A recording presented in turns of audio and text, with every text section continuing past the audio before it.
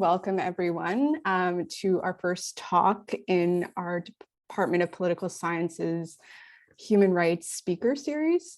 And this is oriented towards students who are studying in the minor in human rights or taking one of our many human rights related courses. Just as an introduction of myself, for those who don't know, I'm a professor in the Department of Political Science, Nicole Silva. I teach in human rights and international politics, and I convene the speaker series. And we have a wonderful student coordinator, Marina Correa, who has helped us out with this talk and will help us organize future events as well. So thanks to Marina. So today we are very lucky to have Professor Ubaka Ogbogu, an associate professor in the Faculty of Law and research fellow in health law and science policy at the University of Alberta. So he is a multidisciplinary scholar in every sense of the term. It's really, really impressive how he cuts across different disciplines, including health law, bioethics, science policy, science and technology studies, public health, legal history, and legal philosophy. So we're probably going to be dealing with a lot of the sort of end of that list today. So during the pandemic, he has been offering his expert opinions to various outlets to shape public debate on health policy and its rights implications within his home province of Alberta and across Canada. We're therefore very fortunate to have this focused dialogue with Professor Ogbogu. So given my own research on human rights and the pandemic in Canada, specifically focused on equality and non-discrimination protections through Canada's various human rights commissions and tribunals, I'm personally very excited as well to have this dialogue and moderate it. But I want to stress that this is a conversation where we all can participate, and there's plenty of opportunities for audience engagement, questions, participation. So before we get started, I wanted to do some land acknowledgements. I would like to acknowledge that I and Concordia University are located on unceded Indigenous lands, where the Kanyankahaka Nation is recognized as the custodians of these lands within Tiohtià:ke or Montreal. Professor Ogbogu at the University of Alberta, which is on Treaty 6 territory, the traditional lands of diverse Indigenous peoples, including the Cree, Blackfoot, Métis, Nakota Sioux, Iroquois, Dene, Ojibwe, Inuit, and many others. So I also encourage each of you, wherever you're located, to reflect on the lands that you occupy as well. So without further ado, I think we can launch into our dialogue, and I'm going to kick off with a few questions, and I think the audience can start, drumming up their own queries for our speaker, and I'm sure it will hopefully evolve from there into more of a group conversation. So a very general question to start off. How have pandemic policies challenged our human rights? And have these challenges changed over time? Well, thank you, first of all, for inviting me to be part of this important discussion. It's always wonderful to talk about these issues and to engage with people who are actually interested in intersections between the crises we're facing and health and human rights. And I also want to thank you for the introduction as well. So human rights are central to our society, and indeed globally, it's central to everything we do. And in many ways, the pandemic is just one of those situations where it really becomes front and center in our imagination and in our discourse. But ordinarily, I think most people are familiar with the idea of human rights and also familiar with its importance just in the usual run of things. But I would say that when you're facing a crisis like we are in terms of the pandemic, then it becomes really important for governments to balance measures directed at trying to stop the pandemic with this concept of human rights and this ideal of human rights, which is fundamental, not just in a moral sense, but in a legal sense in Canada as well. And in a time when you have a pandemic where you need to react in a way to stop the pandemic, that is when you're likely to see very clear examples of where human rights come in conflict with measures that are developed to address things like a pandemic. Obviously, during a pandemic, you're going to need to restrict how people move, how people live, how they carry on their affairs. You might need to restrict persons who have the disease. You might need to implement measures to help people who have the disease and to treat them so that they don't spread the disease. So all of those things engage different areas of human rights. Now, in Canada, the legal emphasis is on negative rights.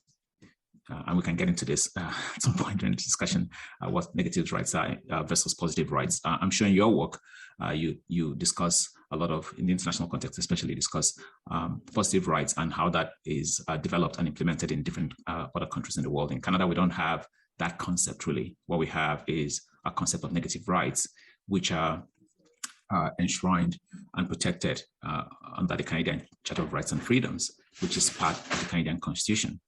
The Constitution being the highest law of the land and the law that supersedes every other law in Canada. So in the Charter of Rights and Freedoms, what you have is a set of negative rights, which essentially means that they are rights that are guaranteed to individuals and which are protected from state interference, from governmental interference.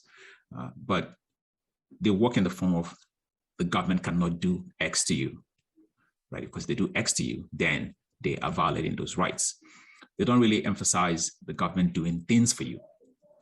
They only emphasize violation of the things that the Charter of Rights protects.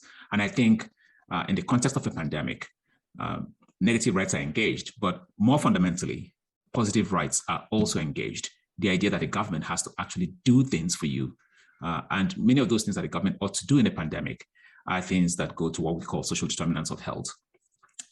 So for example, the government being able to raise, to ensure that people who are trying to avoid a disease don't go hungry, that people have food and water and access to healthcare. Those are things that the Charter of Rights and Freedoms does not really address.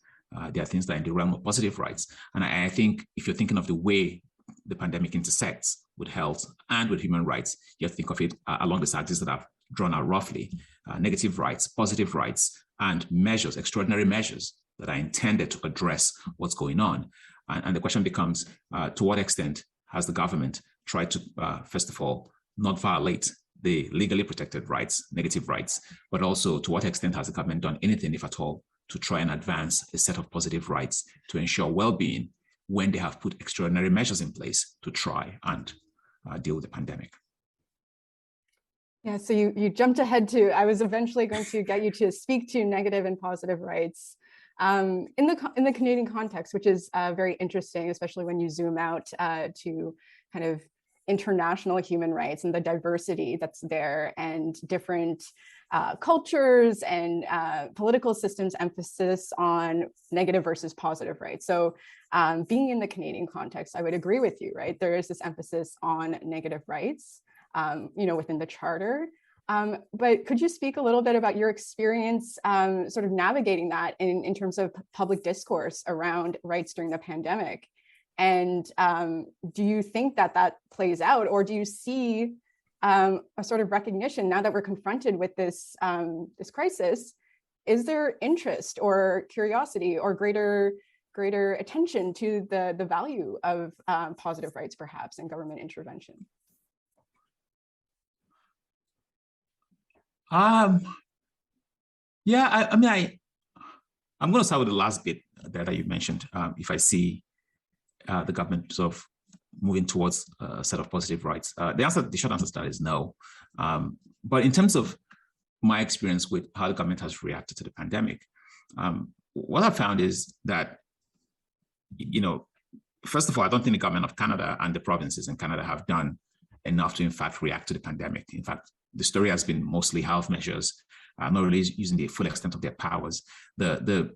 Most of the debates we've had in Alberta, for example, and to some extent, they're very similar to the debates you'll see in places like Ontario or in Quebec, has been about whether the government about the government not actually using the powers that it has to try to stop the pandemic. We've had it going now for 2 years because the government has failed to actually use powers that it has under the Public Health Act to deal with the pandemic. Now, the way this is designed, just if you zoom out, like you said, the way this is designed is that our human rights in Canada, as protected by the Charter, don't guarantee absolute rights. They are not absolute. They are contingent mainly on two things, essentially. The first is contingent on the government being able to design a statutory scheme or some action that sensibly and reasonably interferes with the right. Right? So the rights are not absolute. The government can in fact violate those rights. But in violating them, they have to be able to show that they've struck the right balance to be able to protect some other interest that is essential to the state or to the community, right? And I think people always have this misconception that the rights are absolute. You know, they go, my right to life, or my right to liberty, or my equality rights have been discriminated, have been interfered with. The government can in fact violate rights. Our Charter of Rights and Freedoms does not guarantee absolute rights. The second kind of idea surrounding this is that the government has in fact an obligation under the Charter, under Section 1 of the Charter, to consider Canadian ideals, for lack of a better way to put it, consider Canadian ideals, things that matter to us as a country, in doing what they do. And so it's accepted that in violating, even if they violate rights, and in many cases where government takes an action to deal with something like the pandemic, they will inevitably violate some right or the other. But if they're doing it for some kind of higher purpose that preserves the values of the state and of the country, then that, of course, is something that the courts will give a pass. Public health laws that apply in an emergency inevitably interfere with rights because they're extraordinary measures. If you have a pandemic, you're going to need to do a number of things to stop it. One of the things that you see in public health acts about pandemics and epidemics, or whether this is outbreak, is that somebody is given the power to do essentially whatever they think is necessary to stop the pandemic. This can range from, shutting down businesses, to stopping people from moving about, to actually getting people to take a particular course of treatment if they're infected, to putting people in quarantine or isolation. These are extraordinary measures that inevitably violate all kinds of rights. The two protected rights in the Charter that are most engaged will be the right to liberty, which is under Section 7 of the Charter, the right to security of the person, so to have your essentially your bodily integrity not violated. That is often engaged, as you can imagine, in the vaccination context. For example, if government were to say, we're going to get you vaccinated, or we're going to get you quarantined. And the equality right in Section 15, the right to be free from discrimination. These rights are often engaged once these extraordinary measures are in place. But the question is not whether or not the government has violated those rights. The government, in legal cases dealing with the violation of these rights, will often concede that the right has been violated. What the debate is often about is whether the violation is justified in light of community interests that the government is seeking to protect, and also in light of how sensible and reasonable the actions of the government are, right? So that's the general framework under which this is done. And I think my experience of the pandemic has been that governments have failed to use the full extent of their powers. So that's why you're not seeing a lot of cases come to court about the violation of rights. But when they have, in fact, used their powers, such as happened with, in my province at least, with the vaccine passports, I think there was a lawsuit around that. We're shutting down certain businesses or placing restrictions on the number of people who can be in those businesses. There are a couple of court cases that have come up in Alberta, for example, and the courts would often side with the government. And this goes back, I studied the history of vaccination policies for my PhD. If you go back in history, it is rare to see the government's actions during a pandemic defeated on the basis of a violation of rights. It is extremely rare. The government has to do something really crazy and out of step with common sense for courts to side with the person who's claiming the violation of rights.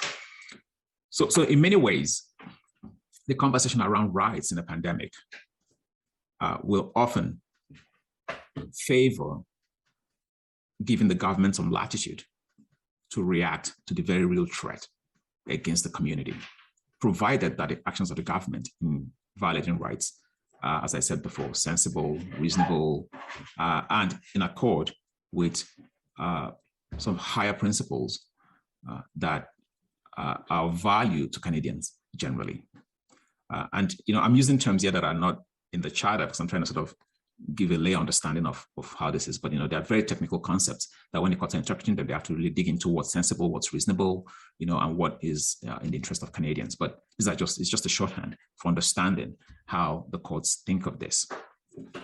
But all of this conversation really around rights and community interests and extraordinary measures during a pandemic sidestep what I think is the real issue of rights, which is often ignored when we have a pandemic or a disease outbreak in the community.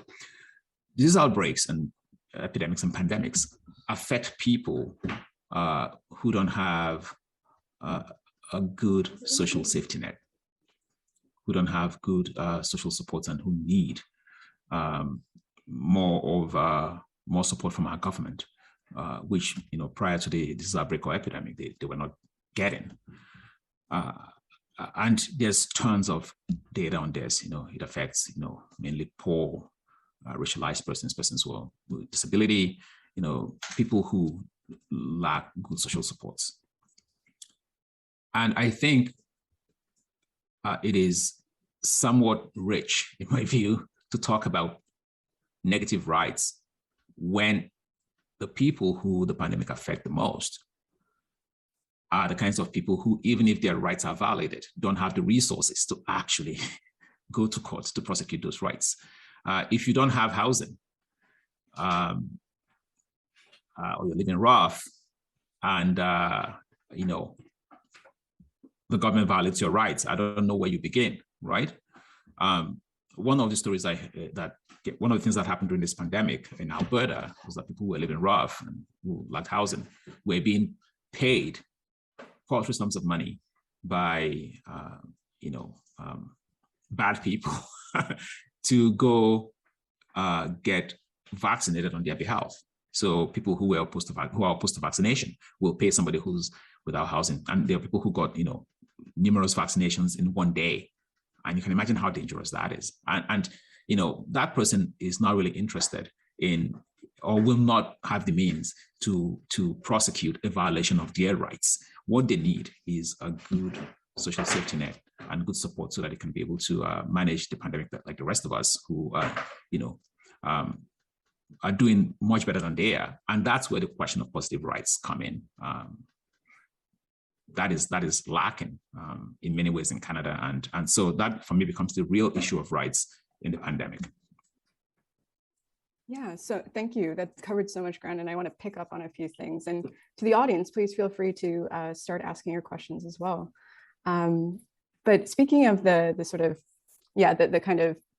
inequalities that the pandemic has really highlighted, and how it has had differential impacts, and perhaps how the most vulnerable and the most impacted might not be the ones to really clamor for their rights, either in public discourse, in a caravan, I don't know, in the court system.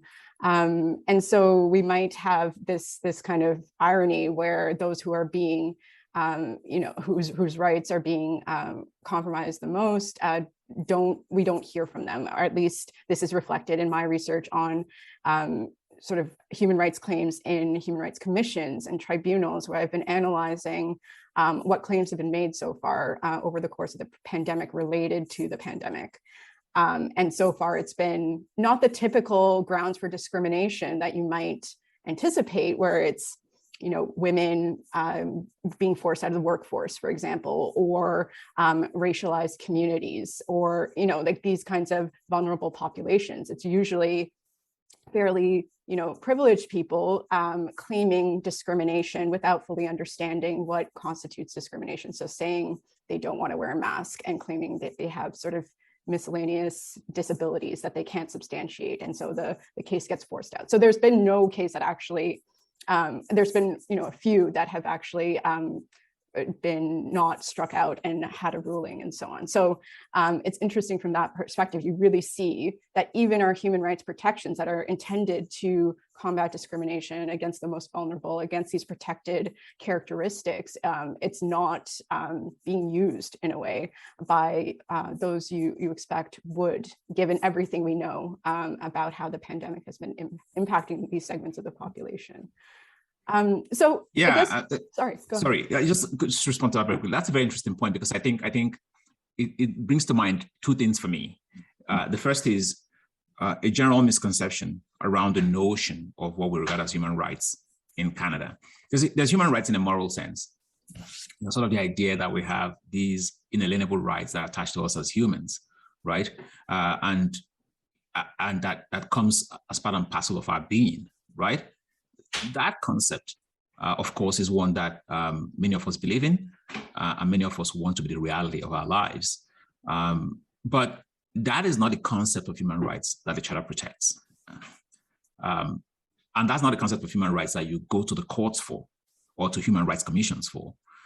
The concept of human rights that you go to the human rights commissions for and the courts for is very much a legal concept of human rights, and it's very narrow, almost too narrow for it to bring relief to people who most need it. So in many ways, it then becomes a kicking horse because those who need it can't use it, either because for lack of resources to prosecute it, or because the minute you get into the system, you then have a radically different understanding of what it is. And then this element of reasonableness and sensibility comes in, and then the community interests come in, and then you suddenly realize that, oh my God, I'm paying lawyers tons of money for something I'm never going to get, even if you could access it. So it becomes a kicking horse for persons who think the moral idea should ground their understanding of how they receive rights, right? And then there are usually people, of course, like you mentioned, who have means and who actually misinterpret the whole concept of rights to mean, it's almost a bastardization of the idea, to mean I can do whatever I want, so long as my individuality reinforces that in some way, then that can be done. I think we have to distinguish between people who use human rights in that way, because those people have no appreciation whatsoever of that. It's also, I suppose, a moral ideal to have some shared interests that we protect from individuals, right? So I think even the moral idea of human rights has to accommodate some level of community interests, right? Human rights are best when I receive them and I share them. There's a communal aspect to it that I think people sometimes don't recognize. And those are the people you see, getting onto convoys or, saying I can wear a mask. Those are just people who don't know how to live in society. I don't even think that what they're asking for is human rights. They're just selfish. And then there's the idea of human rights in a moral sense, which does include that idea of community, right? And it can be anything from I would even admit somebody saying, I don't want to get vaccinated because I do not trust the government, right? Say for example, Black people have suffered a lot of things in the healthcare system, and it's okay for them to have some distrust of government actions that interfere with their bodies. And somebody can rightfully say, I don't trust the government. And the response to that is not to say, let's inject you forcefully. The response to that is, let's deal with the trust issue. But if that person says, I get the community interest in this, but I'm fearful for my own person, right? I think there's a moral idea of human rights there, as the person has done the balancing. They just have given more weight to their own fears around government action. And then there's the legal sense of it, where that person goes, now that I've been told I'm getting vaccinated, I'm going to go to court and fight that.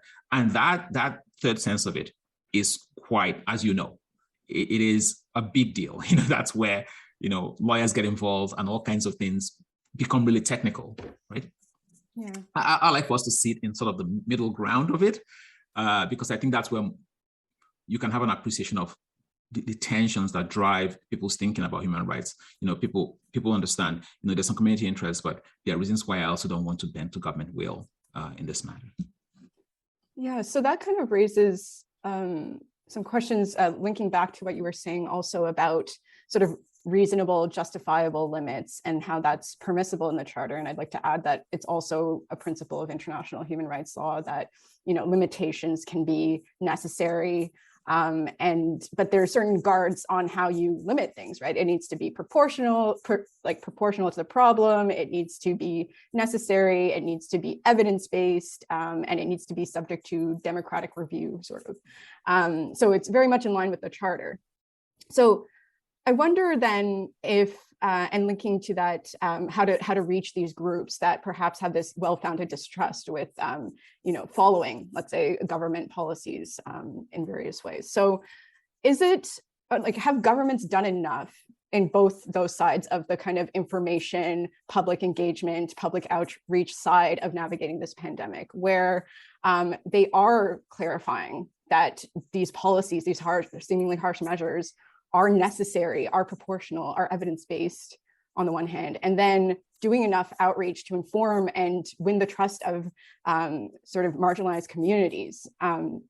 Or do you find that it's sort of, I mean, they're overwhelmed, they're just focusing on kind of like bare bones public policies and public health policies, and they're missing this kind of public relations aspect of it?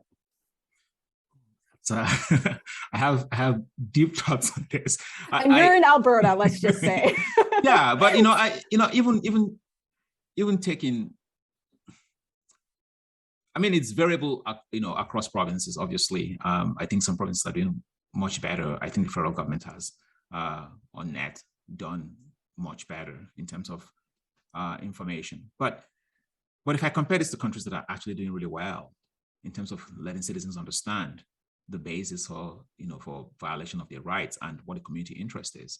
If I take just New Zealand as an example, I've been singing the praises of New Zealand lately on my Twitter, and I encourage everyone listening to check out New Zealand and the level of information they've given to their citizens about why they need to be compliant with government measures directed at protecting the community. They've taken a COVID-0 approach, and that to me is a massive invasion of rights.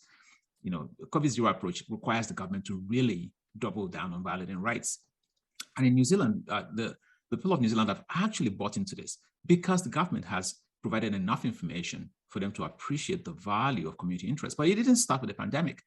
New Zealand is kind of a place where I think they spend a lot of time actually educating people on the need for community and the need for community interests to have a role in society. I don't think we do a good job of that in Canada here. There's too much individualism, too much focus on this notion of rights as selfishness that I talked about, and very little focus on the notion of rights as a compromise, which is where it ought to sit. And I think in Canada, we tend to vacillate between rights as selfishness and rights as I'm going to court, instead of sitting in that moral sphere of rights as compromise, which should be ingrained in everybody, such that when things like this happen, you kind of understand it intuitively.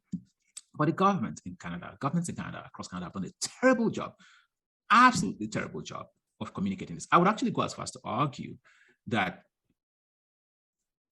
they have not done enough to secure public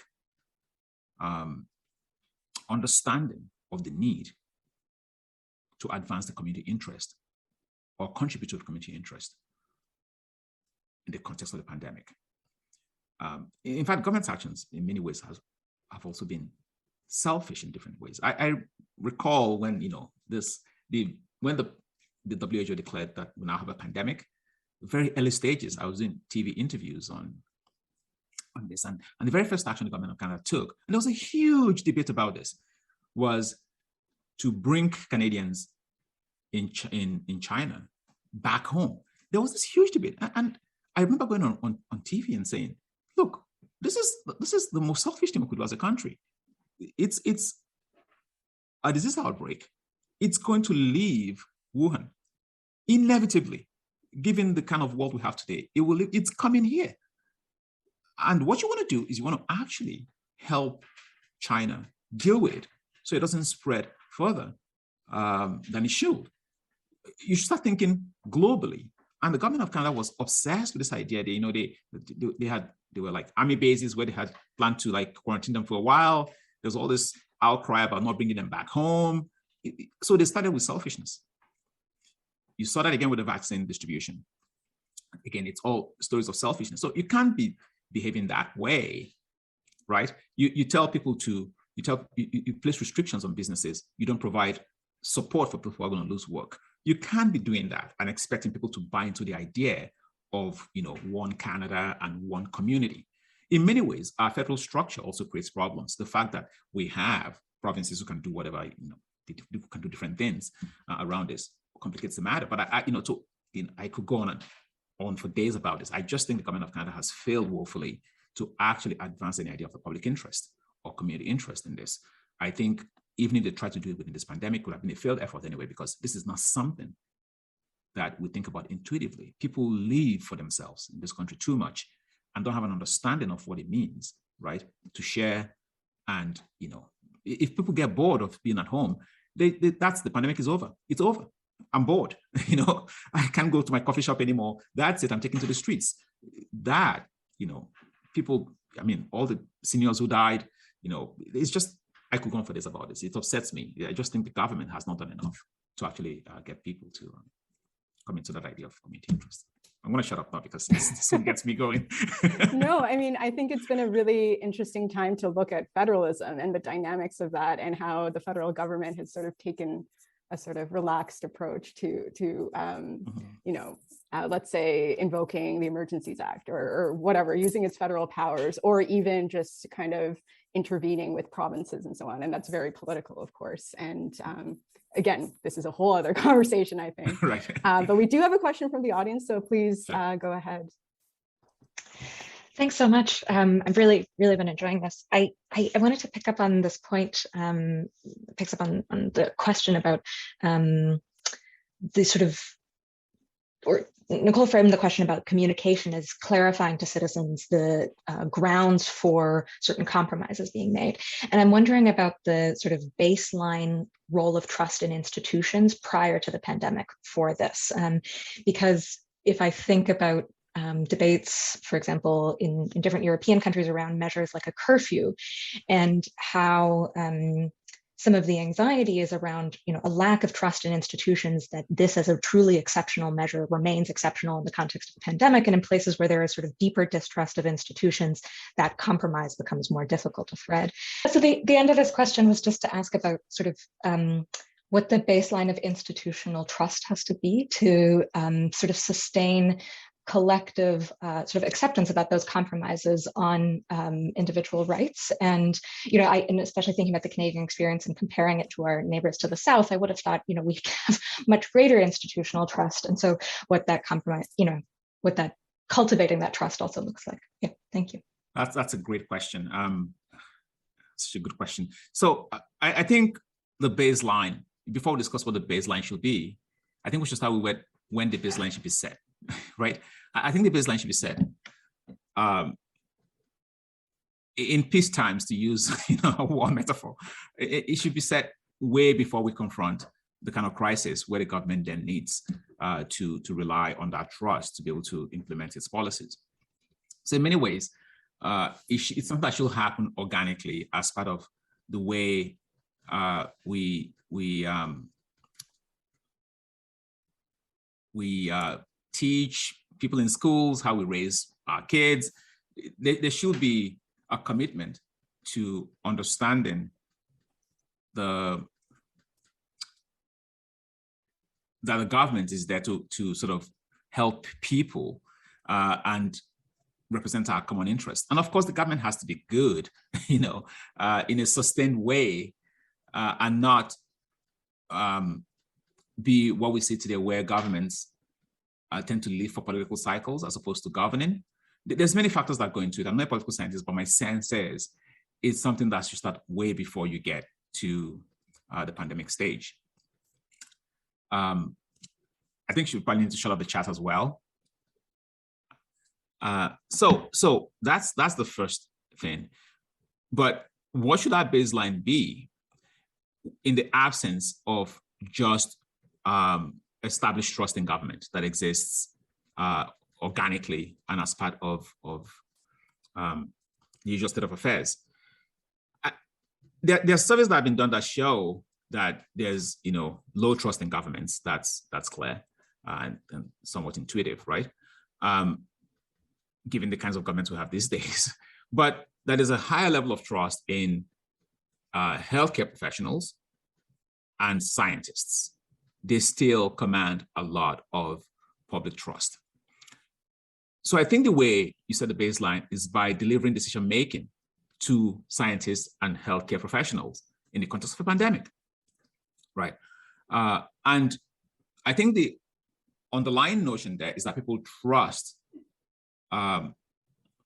evidence and science, right? Now, you're always going to get a fringe minority who, obviously never going to trust anything. And I think, with misinformation and disinformation in our society today, the level of distrust in even scientific information is increasing. But be that as it may, that's the best you're going to get. So what you want to do is you want to deliver decision-making to them. And that's why the debates that we've had during this pandemic around who should be making decisions is really crucial. The way this is set up traditionally is that in the context of a pandemic,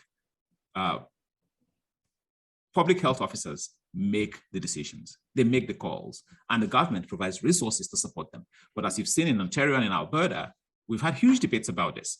We've actually had chief medical officers of health in Alberta and British Columbia, for example, saying they don't have the power to make decisions, even though they're signing orders, and saying that the government instead has that power. We've seen the politicization of the pandemic, and that has further decreased the levels of trust in government, at least in the province that I live in.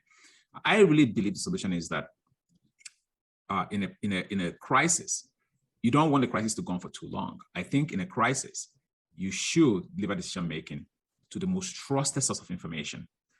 You should allow them to take charge of not just decision-making, but also the communication of information.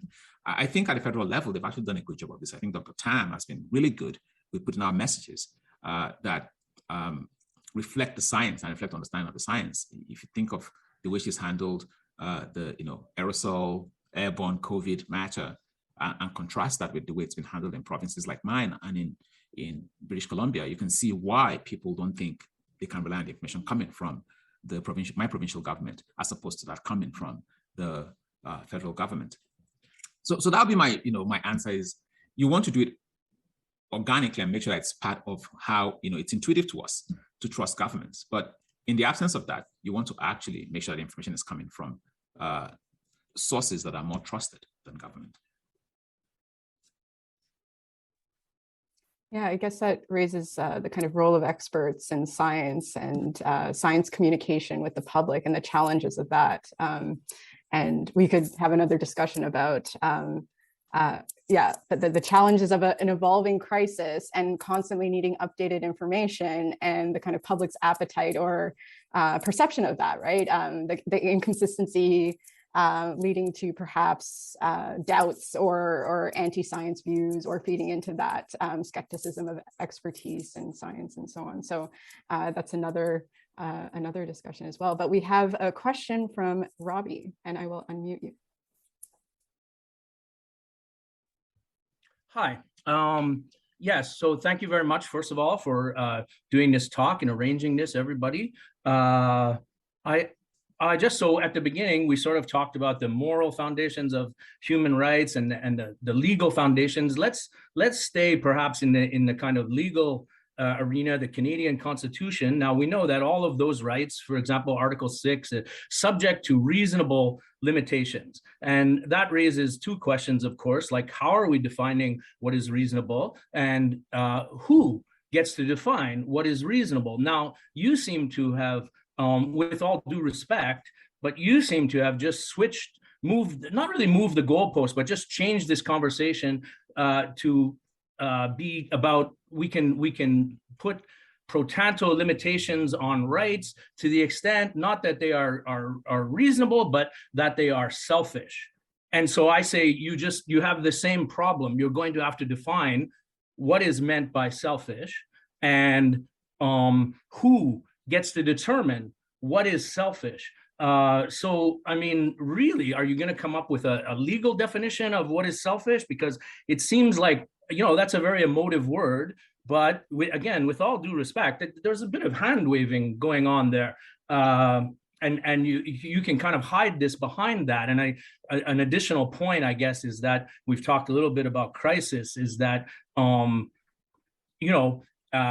think we're in a period when capitalism is going to perpetuate itself really by just creating continuing crisis after crisis after crisis, which is used to justify overriding our human rights. So that's my comment, question, and thank you very much again. Thank you, Robbie, for the comment. So I think you may have misunderstood what I said. So I was actually doing a classification exercise. So I was saying, that there's a view of rights as selfishness. That is, people who say, I don't care about community interests. My rights are my rights, right? That's what I classify as rights as selfishness, sort of this notion that I'm essentially on my own in society. And if my rights are violated, even if somebody gives me a community-based reason why that's being violated, I don't really care about that. So just to give a quick example of that, if the government says we need people to wear masks to stop the spread of disease, and you go, I am not going to wear a mask to stop the spread of disease. There's a community-based reason that's been offered to you, and you say, no, I don't, accept that. That's different from, say, if the government said wear a mask, and you say, look, I'm happy to wear a mask, but I'm somebody who is not able to because of a medical condition, right? So you've offered sort of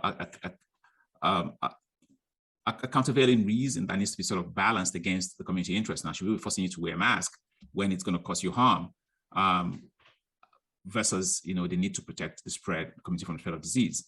And then there's a concept of rights where you then get into the court system.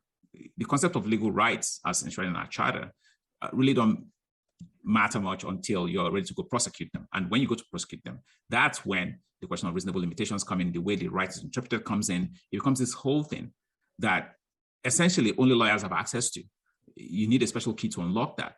If I get into that in this conversation today, I'm going to go technical. It becomes something really, really technical that lawyers have to get involved with. And in that arena, different other issues arise. The questions of who has access to that arena arises, or inevitably, you can have your rights violated, even in the legal sense, and not have the funds to actually prosecute it. You might go to the Human Rights Commission, and it's not the nature of case they're used to seeing, or nature of discrimination they're used to seeing, and to dismiss it, and they don't have to the means to go further. You could get an interpretation that even shocks you because of the depth of reasoning that is used to support it. Now, that first idea of rights as selfishness, right? I didn't mean to suggest that is what's being expressed in the pandemic. All I'm saying is that it exists. There are people who truly believe that the community can take a hike. As far as they're concerned, I think they actually have it. Don't they call them libertarians or something like that? So it's not. I'm not asserting it as part of the legal framework. I'm saying it exists as a thing. Now, in terms of the legal context, the notion of rights in a legal sense, I don't think you're going to get too many people in that arena, as I said very clearly, who are trying to prosecute their rights using the idea of rights as selfishness. It wouldn't go very far. It'll be struck out, right? People who come there usually will say, my rights have been violated. I don't think the way the government has done it is right. Nearly every case on human rights I've read in my career deals with that. The government will consider violation of rights. And the question is never whether or not the rights have been violated. It is, how did the government do it? And is there a better way they could have done it? Or, in addition to that, is there some higher ideal here that the government is trying to protect that serves all of us better than protecting your rights? So the harm to rights is something that you should take for the sake of the benefit of society, right? In that realm, the idea of rights as selfishness does not feature whatsoever. It is never, if you come to court and go, screw community, I am here because I have rights. I don't think any lawyer will take that, but if they did take it, it would be a waste of everyone's time. What you come to court with is essentially, as I've defined it, my rights have been violated very clearly. I don't think this is the best way it could have been done by government. And I don't think the government can show that the benefit to society is greater than the harm to my rights. That is the subject of the legal discourse on rights, right?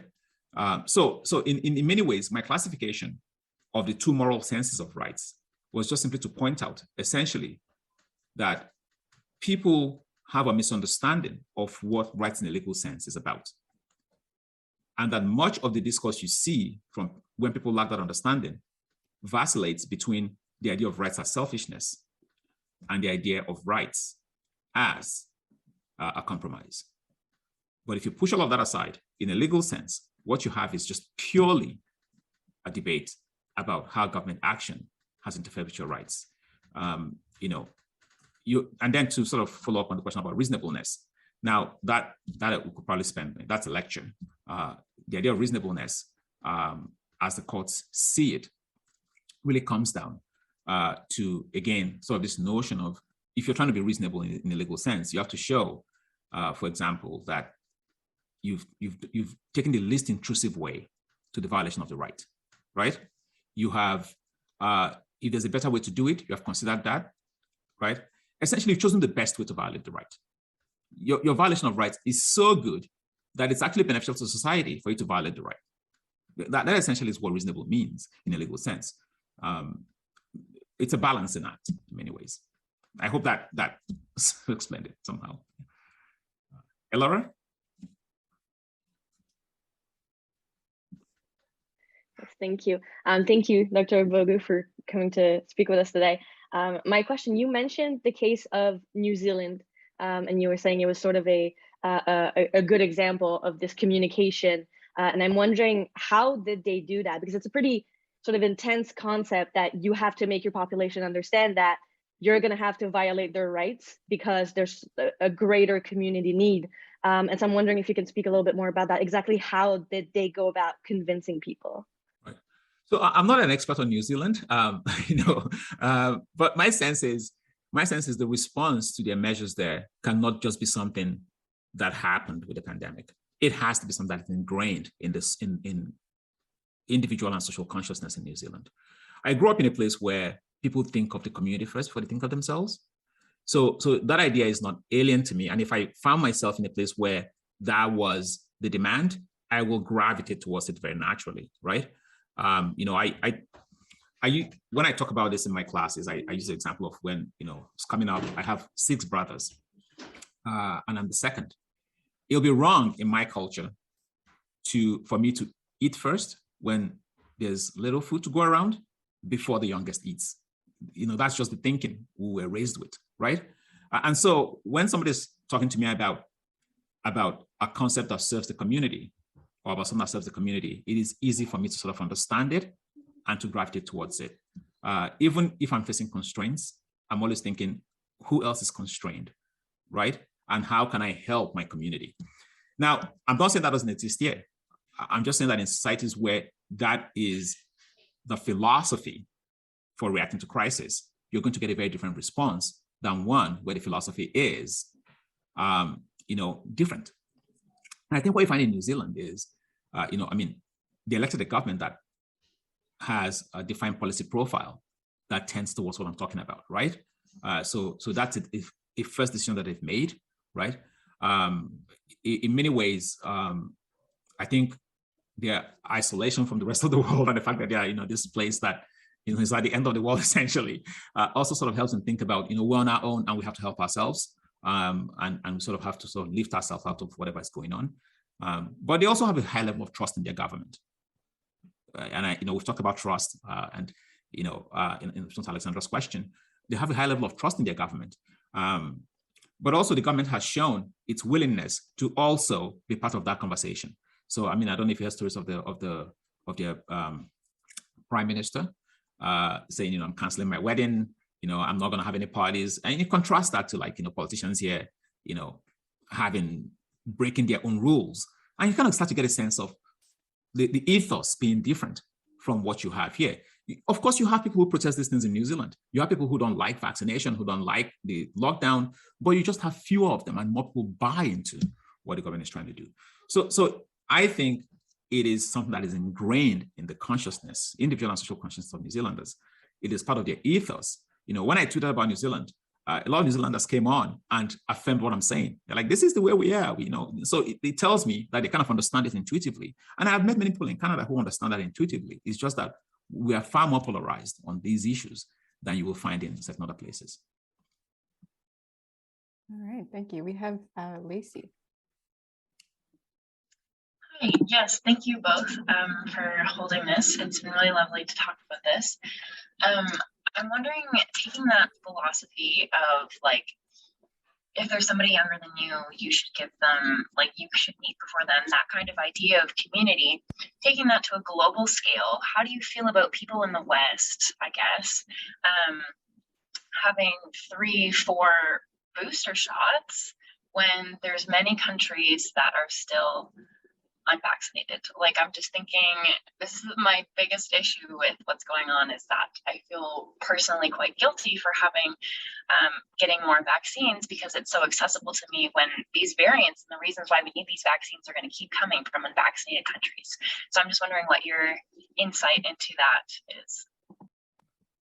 So I don't think you should feel guilty. I mean, in many ways, I don't blame this on Canadians, everyday Canadians. I just blame it on government policy. But of course, I mean, I have big thoughts on this issue as well. I'm trying to sort of find a way to sum my thoughts up without making you guys endure like 30 minutes of a rant on this. It's not okay. That's the bottom line. We should have a global approach to trying to stop this. It doesn't serve us well. It prolongs the pandemic. It doesn't serve us well to just focus on rich countries getting these vaccines. The distribution has been just something that you could write pages about. It's not been good, and it's not just been the fault of governments, it's been the fault of these pharmaceutical companies who have taken public investment and added their private investments to produce these vaccines, and have decided to turn them into profit-making ventures. There's a lot of ways you can sort of parse this question. But my sense is that it's a failure of government policy and a failure of understanding how to approach the pandemic in a way that actually minimizes its impact on our society. I have my booster dose because, if you don't get it, they're going to throw it away. It's already here. The thing, though, is we all should lend our voice to making sure that, the government actually does the right thing. But if they keep bringing it in, and I think that's where we're going, they keep bringing it in, we're going to keep taking it because it's here, it's going to go to waste. And, I don't know if you've seen stories of, when they do donate these vaccines, they are eventually thrown out, because by the time they get to the recipient countries, they are close to expiry and those countries don't want to use it. The solution is not to actually bring the vaccines in, is to have a global approach to distribution so that from source, it goes everywhere. So I wouldn't blame ordinary, citizens for getting a booster dose when that has been indicated and when there's they've been asked to go get it. I just think if you sort of relate this back to the question of rights, when you have governments that think that their only responsibility is not to harm you, it becomes very difficult for those governments and the people who vote and support them to conceive of the idea of governments as providers. But I think there's a dual role if you're thinking of binaries. Governments should provide as much as they protect. It is the providing part of it that is really the one that governments struggle with. And our governments have turned into an art form to shy away from the providing. And they don't do a good job of the protecting from harm in many cases. But I mean, we've theorized that a lot more. We've had many cases where we theorized, there's oodles of court cases and writing on this notion of protecting from harm. But when it comes to providing, and the providing part is also not well thought of, in the context of vaccines, you think of providing, you have to think of providing in a way that protects your population. And the best way to do that is to have a global approach, a globalized approach to making vaccines available, which this government has failed to do. So all I have to say, I agree with you. I just don't think you should take blame personally for this. I really don't see what citizens can do here. But, what I've committed to doing is anytime I receive a vaccine here, then I have to sort of use whatever voice I have to talk about the fact that, what you just said, that this is not the approach we should be taking. We should be taking a much more global approach to the distribution of vaccines. I mean, that's the best I can offer. I'm not happy about it as well. And I really could do a solid 3-hour uninterrupted rant about this, but I'll spare you that. I might do a short little rant or clarification. Please help me out.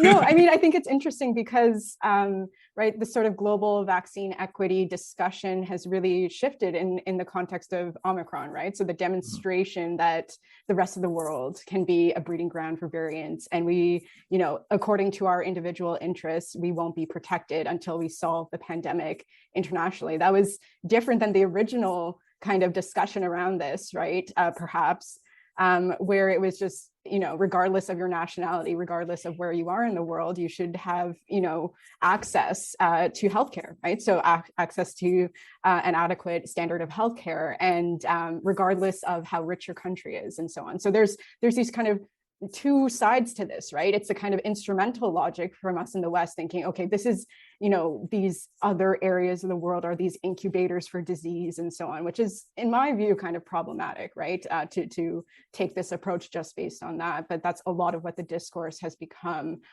in the wake of Omicron, I think.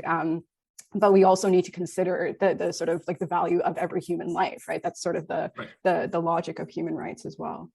You know, I agree. I actually don't, sorry, go ahead. No. Go ahead. That was my rant. sorry to interrupt. No, I agree. I actually don't think the discussion should be about the notion that we're trying to stop variants, right? It's too, like you said, you don't want to think about it. It's too instrumental a reason. I think it's simply a matter of the right to equal access to healthcare. I tend to think of that taking a global view of the matter, right? But it doesn't apply just to vaccines.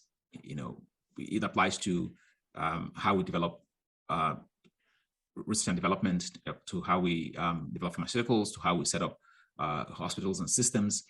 You know, I could spend days talking to you about the notion of the responsibility that the West has, you know, rich countries have to correct to you know, in many ways address their role in colonialism and slavery and all of that stuff, and what that means for the responsibility to deal with, to set up systems elsewhere, and to contribute resources to that. But I completely agree. I think it's fundamentally, this should not be a profit, a resource you can profit from. Vaccines should not be subject to the profit-making motive.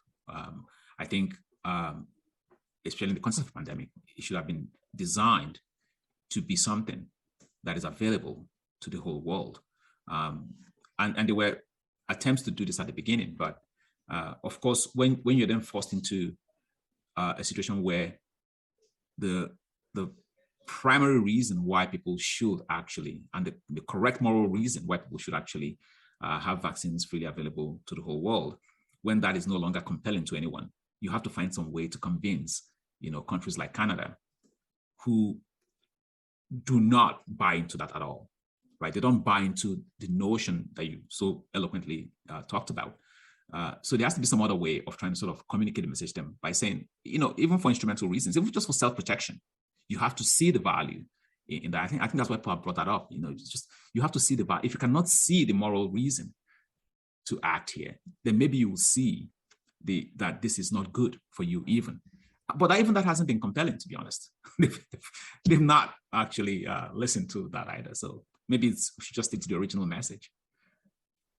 Definitely, I totally agree. And Robbie's been waiting patiently, so let's hear from him again. Yeah, thank you.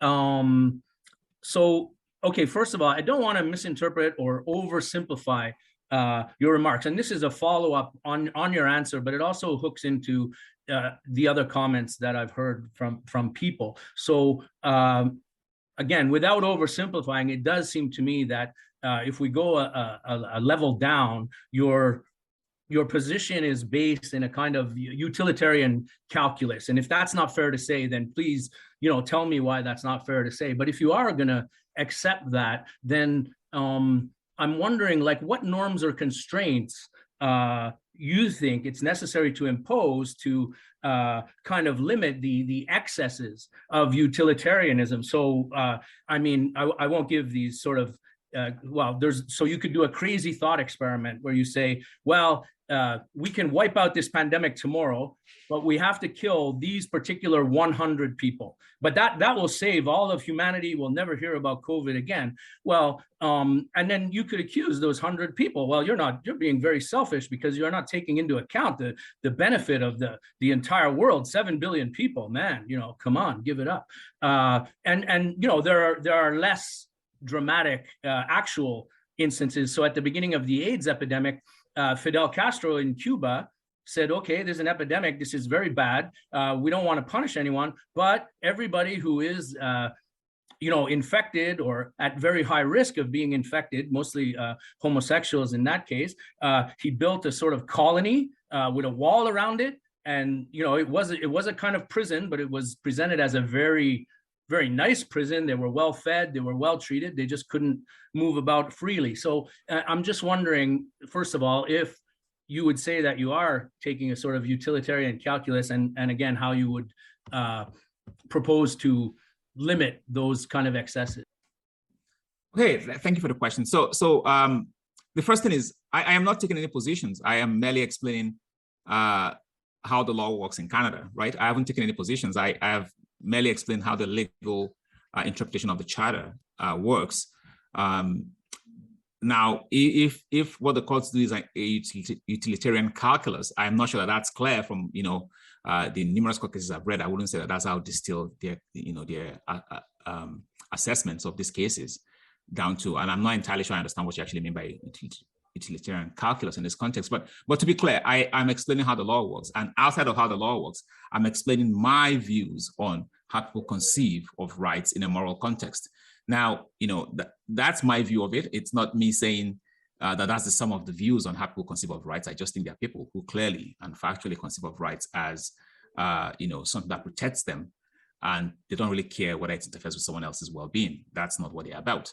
And there are people who say, well, I feel like I have to give a little bit in terms of, other people's well-being. And many of us accept this on a daily basis. If I drive out of my house and I want to crash through, a red light, I might think of, the fact that I'm on a roadway and there are other people using the roadway. And that's just a very simplified sort of view of compromises we have to make to live in society. So I just merely sort of framed, like I said, it was a classification exercise. I framed two ideas about rights.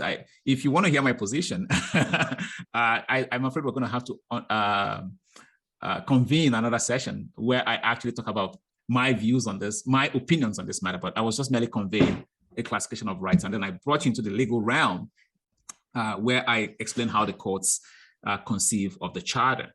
Now, I'm going to sidestep, with all due respect, sidestep your examples, because the one thing about working off of examples I'm not familiar with is then I don't do justice to those examples. But, I also don't think we can discuss rights using perverse examples, because those never manifest, really. You're not going to get even if Fidel Castro did do that, you're not going to get a Fidel Castro type character in Canada, putting people in barricades and then, and I mean, I've not seen that exercise of government policy. What I've seen, for example, in the rights context would be discussions around, say, for example, in medical assistance in dying, can the government stop people who want to die in a humane way from doing so? I mean, that's a discussion we can have. That's an example I think we can have reasonable disagreement over.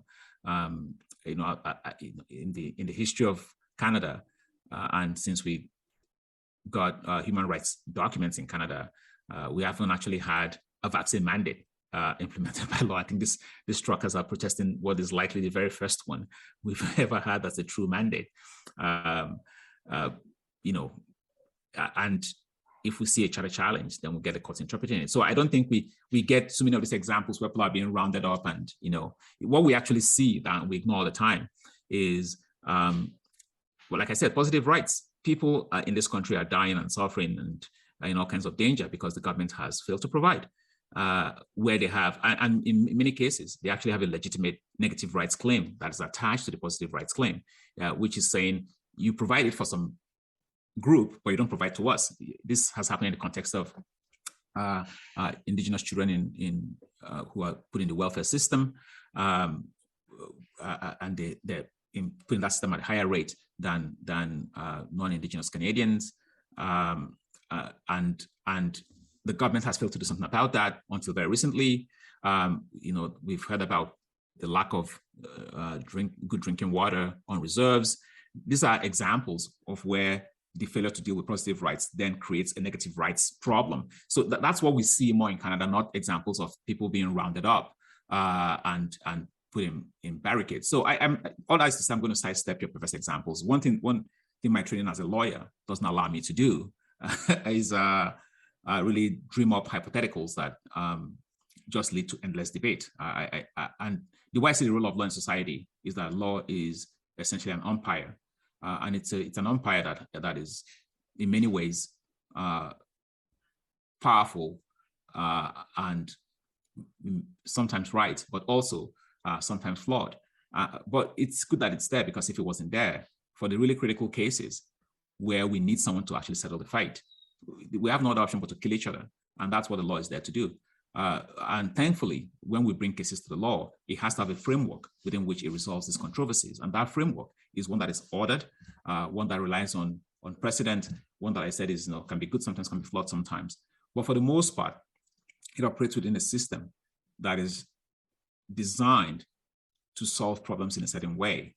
And I don't think the way it works allows us to sort of then dream up these thought experiments where, if you've already set the straw man, then it's easy to find a conclusion. Of course, in the example that you threw out, in presenting it that way, there's an inevitable conclusion that one will come to, that the government has acted in a perverse way. And I don't think I'm going to stand here defending that the government can just round up people without reason. Because like I said, and even in the legal context, the government has to have a good reason. So I don't see the point in discussing that. But be that as it may, I think in terms of this notion of utilitarian calculus, if I understand it correctly, it is not utilitarian so much as it is that the benefit to society has to outweigh the harm to rights, right? Now, you could, of course, have a conception of the benefit to society that says it is something that serves the most people in society, as opposed to this one person. But I don't think that that's how the courts necessarily view this matter or view the government's actions, right? They could view them not just on the basis of its utility to the greatest number of people. They could view them, on moral grounds. They could view them on the fact that it supports a long-held legal tradition, and they could view them on the basis of the fact that the government has designed a system that, if without it, right, the harm there'll be actual corresponding harm to other people, not just benefit, but harm to other people if they don't actually sort of constrain those rights in that way. Now, but keep in mind that and as I'm sure Professor De Silva would agree, in human rights cases, it is most often the case that the government does not get an upper hand when all they're saying is, we think this is going to benefit the majority in terms of being useful to them. I have actually not seen a lot of cases that resolve that way, right? I'll give you a quick example. Medical assistance in dying. For the longest time, the government of Canada held the view that persons at the end of life could not get assistance with dying, right? And that's a violation of the right to security of the person and the right to life. Simply because, if you're at a place where you're at the end of life and you're in pain and you're in intolerable suffering, it is inhumane to let you keep going on, and you just want to be able to find assistance. You don't want to have to do it poorly and then end up in pain. You clearly have a right to take your own life, but you want to do it in a humane way, and you need assistance with that. And for the longest time, the government of Canada held against that. And the argument that was made at the time hewed very closely. So the morality of the matter and the message it sends about the government not, I suppose, making an effort to keep everyone alive at all costs. And that was what it was. It wasn't really them saying, we think it is more beneficial to the rest of Canadians if you don't, because I don't even see what the utility argument is there, right? And the government couldn't sustain that decision when it became very clear that the harm to rights, the fact that you're keeping someone alive in very intolerable circumstances, when you don't have anything to show as a benefit to society, then the rights has to prevail. And that wasn't even how the case came down. when it was finally struck down by the court struck it down because they felt that the government did not design a scheme that protected the right enough. So it was about the way the government did it, right? They didn't do it in the least intrusive way. And in many ways, that is a balancing, a very delicate balance that the courts do, where they're trying to understand why the government is doing something. And benefit to society in the sense of utility to society is not. I've not seen a lot of cases where that has been advanced as the reason for sustaining what the government is trying to do. In many cases that I've seen, it is that the government is able to offer a reasonable limitation where they are advancing a societal interest that the courts accept will ground a violation of rights. So the harm to the right is not on the same level as what will be lost if the government was trying to implement that policy. And many of these charter cases, when they do get to the Supreme Court, I think on net, the individuals who bring them tend to succeed more than they fail when it gets to that level.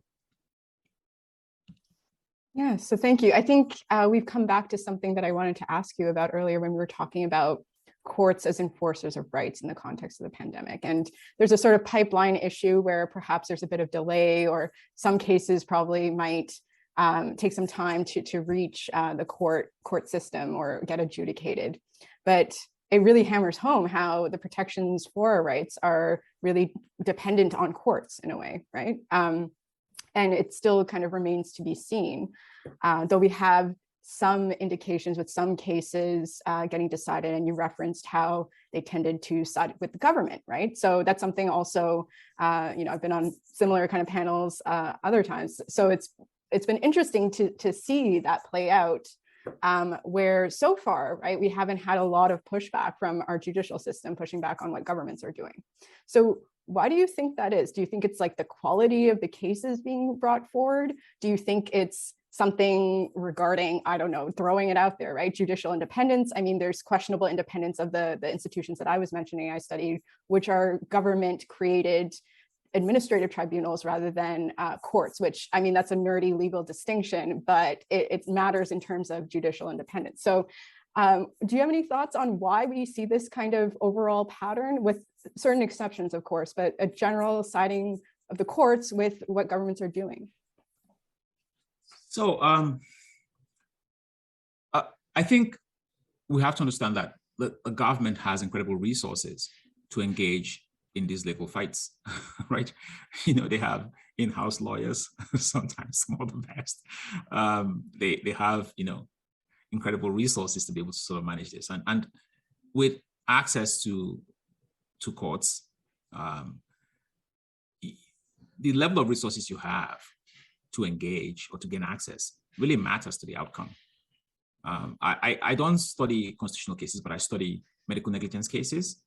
And in medical negligence law, defendants win by huge margin. I think only 2% of cases, last time somebody did a survey of this, actually favor the person who has complained of having a medical negligence issue. And that comes down to, in many ways, to the fact that the medical negligence framework, especially with doctors, they hire the best lawyers, full service firms, and you have a plaintiff who's going with a contingency lawyer who does personal injury, who only gets paid if they win. So there's a self-selection to begin with, where the person is saying, I'm not taking your case if I don't think you're going to win. But they're coming up against a full service firm with incredible resources to prosecute the claim.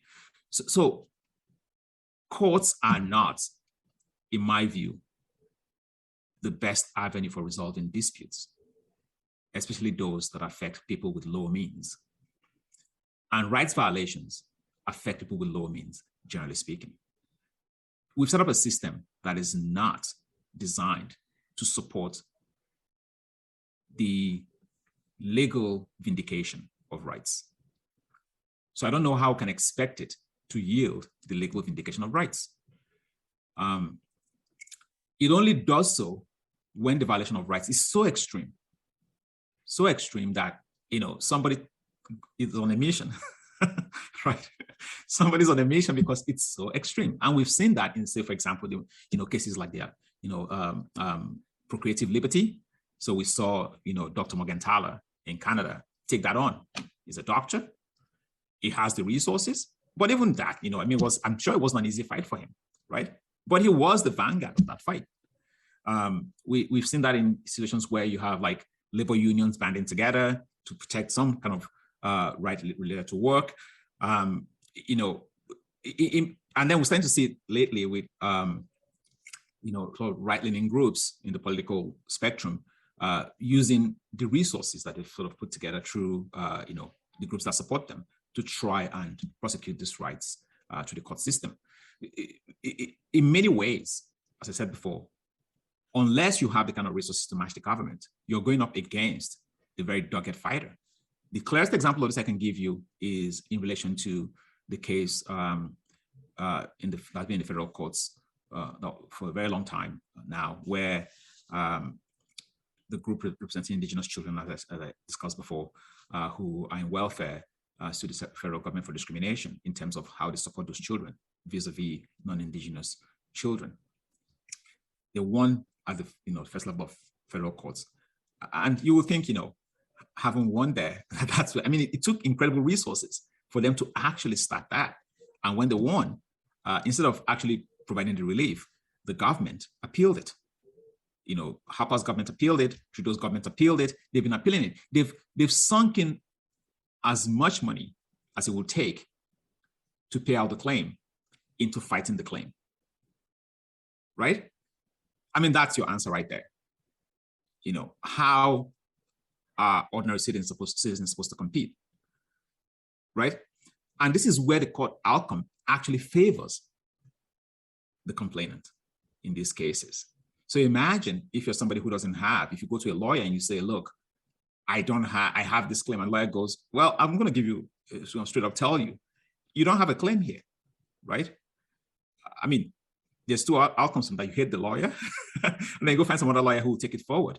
And by the time you get to the end of it, right, you spend incredible resources against a very dogged fighter. If the government really believes in what it's doing, it's not just going to throw its hands up. It has an entire department that does that, that is well-resourced, that has, you know, money supporting it. And the government believes it's protecting the rest, you know, all of Canada. So, you know, it's using, you know, the public's money to fight the stuff.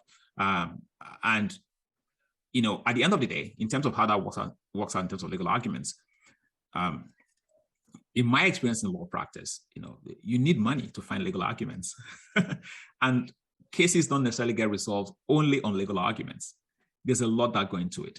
You know, there's personalities that, you know, are expressed in this, that, you know, people, how they present their arguments, you know, how they use legal mechanisms to maneuver through the court system. So for example, there are cases when I was practicing law that took like, you know, 5 years, will be in motions. We're not even talking about the substantive legal issues. We're not discussing whether a right has been violated or whether something has happened. We're emotions about who should bring the matter. So for example, there was one case that took 2 years to decide standing. Is the person who sued the right person to sue? That was 2 years of motions and, you know, thousands of dollars deciding whether the person who has brought themselves forward should be the person bringing the case, right? And lawyers engage, you know, in all this kind of, there's lawyers who take a scorched earth approach to this. I think the government has in the indigenous case I mentioned, you know, we're fighting to the death on this. And when you're doing that, it's just a matter of resources and who has access to courts, unfortunately. So I guess it's better, like an ounce of prevention is worth a pound of cure or whatever. Sort of, it's better to have a rights-based policy from the get-go rather than wait for court challenges and so on.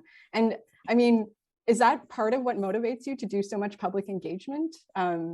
Or, I mean, are you trying to really shape the rights discourse to influence policy and, you know, government accountability and that kind of thing? Yeah, well, I think so. I mean, I actually say this to my students all the time. I have very little faith in the law. You know, I'm a lawyer. I've been a lawyer all my, you know, like more of my life than not. I went to law school at 17. I've been involved with law for a very long time, and it's the only, you know, my degrees are all in law.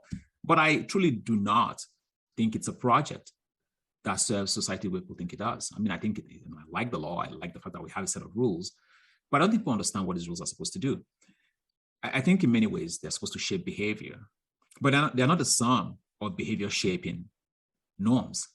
your behavior can be shaped by ethics, by morality, by religion, by a whole set of things. And people just put too much faith in law as a behavior shaping thing. And they forget that however it shapes behavior, ultimately, when you have a dispute, the law's role is to call it.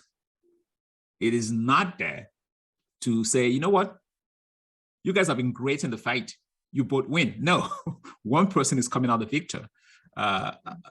Victor, no, arguably everyone who goes in loses, but somebody's coming out with the decision.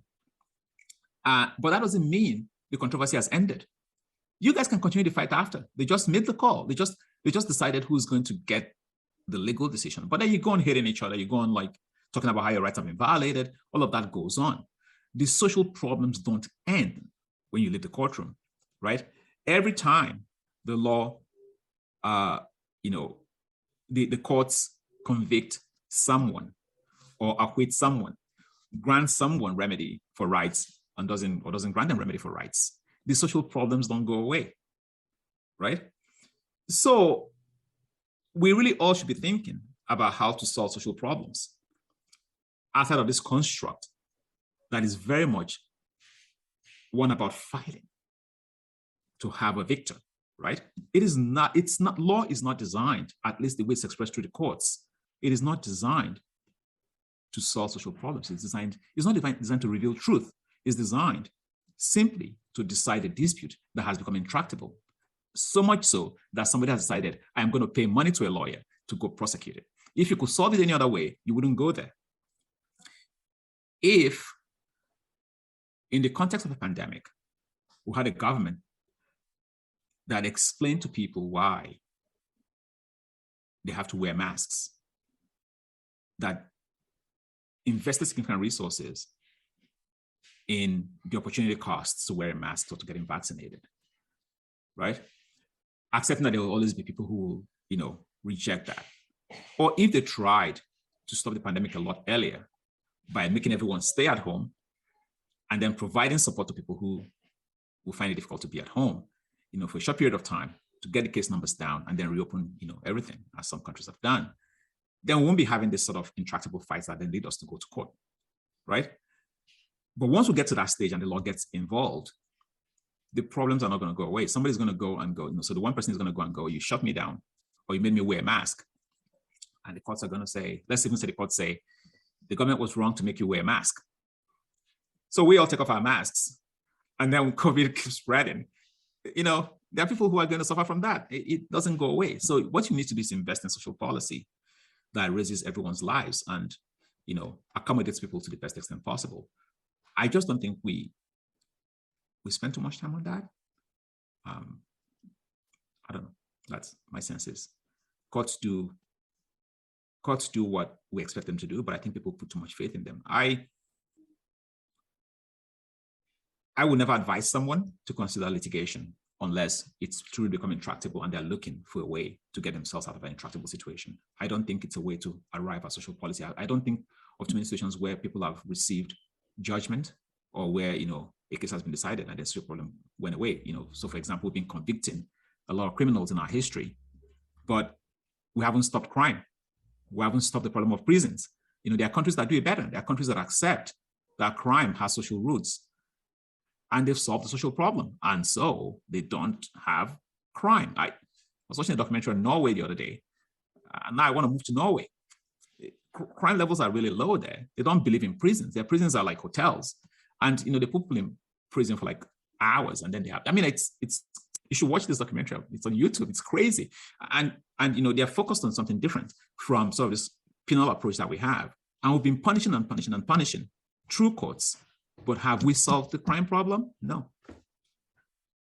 The different approaches to justice, for sure, which is interesting. I'm interested as a lawyer, right? I deal with a lot of lawyers. I study courts. Lawyers are usually really excited about courts, right? Because they're a vehicle for developing the law, and they have a hand in that through their argumentation and so on. So they're usually pro courts.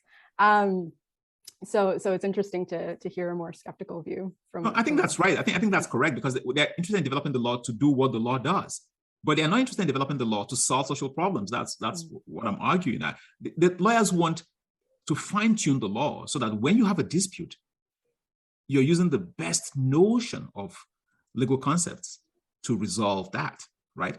But ask a lawyer about social problems and everything breaks down. They're like, what's the precedent? What does the law say about it? I don't think lawyers are sociologists or really invested in understanding the social underlying causes of things. Bring them a problem, they'll try and help you solve it by winning. But tell them to design policy to give people housing. Like, that's not my job. I guess that's where like the strategic litigation side of things comes in. Right, comes in, yeah, of course. We're over time. I don't know if you're short on time. It's fine. I can be here for a bit. I'm enjoying the discussion. So, okay, great. I see Robbie has a lingering comment. Yeah, Robbie has another comment. So please go ahead. Yes, and I apologize if I'm taking up too much space. I mean, if somebody else wants to put up their hand, please, I'll just stop. But this is something that I'm very interested in. So, you seem to want to confine the discussion to the legal sort of processes. Fair enough. And it seems, though, that in your comments and in Dr. De Silva's comments, there's this the grievance seems to be that, well, the law doesn't really allow for transformative solutions, right? It allows for corrective or punitive solutions, but genuinely transformative solutions at the social level. And I wonder, I think this may be a bit technical question, but I think it would be interesting for me, maybe boring for everybody else, I apologize. But so the role of precedent in the common law tradition, right? And I wonder what you think about the role of precedent and how it prevents those kind of transformative solutions, and whether civil law might offer better approaches. And I hope I haven't mixed up common law and civil law. Sometimes I do. No. I think I got it right. Okay. It's a great question. So, I feel like I should enroll you, Robbie, in my law and science class. It's just a question that it's going to take so much to answer it. Okay, so answering this, I risk overstating or understating the case on either side. So pardon that, that's just me trying to give you a very brief answer, or as brief as possible. But of course, again, we can spend days on this question. In general, I think there's a tendency to overstate the case when people think about the role of precedent in transformative change. Of course, the law is always looking back, right?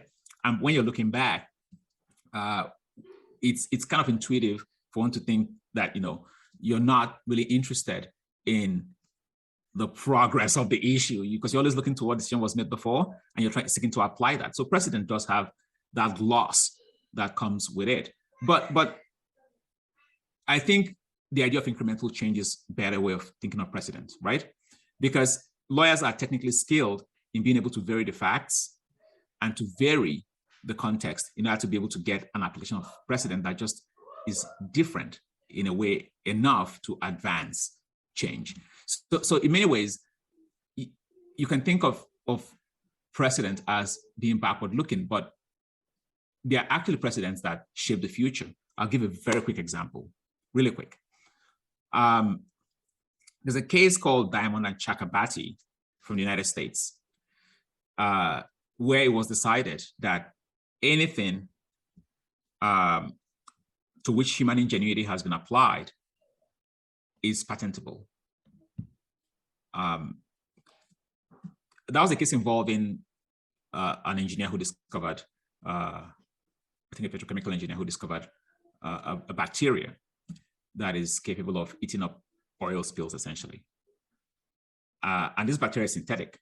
It doesn't exist in nature. So basically took bacteria and then modified it to be able to actually just gobble up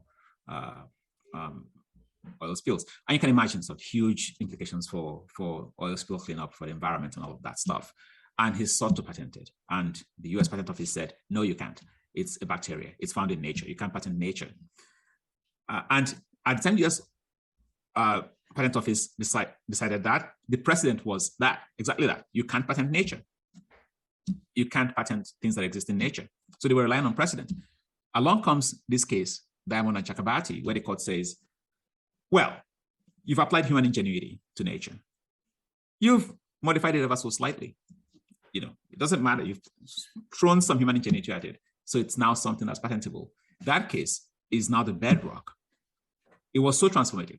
It will live for another 100 years. It's not the bedrock of patent law. Whether you agree to or disagree with it, doesn't matter, but it's now the bedrock of patent law.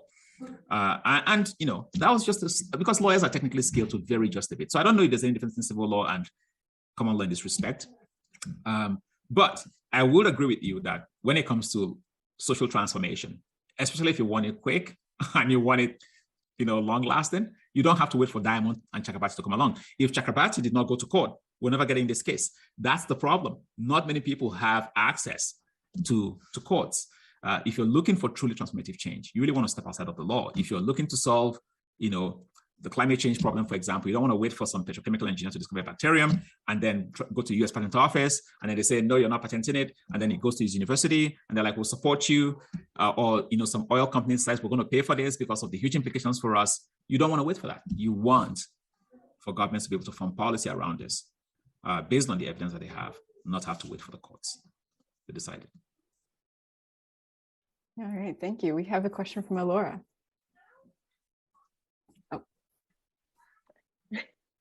Yes, just really quick, do you remember the name of that documentary about Norwegian prisons that you were talking about? Because it sounds very interesting. Oh, it wasn't about Norwegian prisons. This is a Spanish blogger who travels around, you know, to places, and he went to Norway and spent 2 weeks there. And of course, he did a bit of it was about Norwegian prisons.